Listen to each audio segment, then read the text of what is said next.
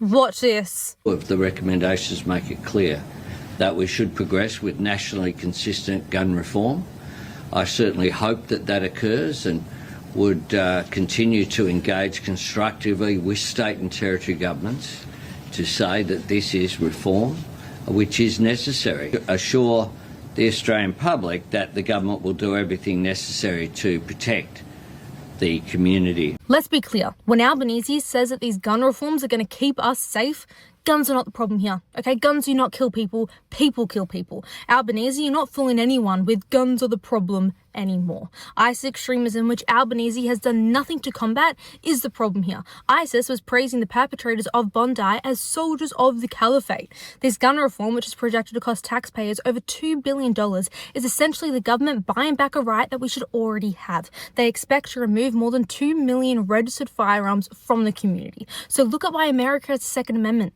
The US is the only country in the world that has actual freedoms for their citizens. You can stand in Australia and say that we have our freedoms and that we have our rights because we're seen as a free country, but we do not. We live in a little bubble that can be burst by politicians like Albanese at any time, taking away citizens' power because what we think are our rights aren't actually listed anywhere. Read the Constitution. They're not there. And look at what's happening in Iran at the moment. At the start, Trump called to the Iranian patriots to take back your country and to seize this moment.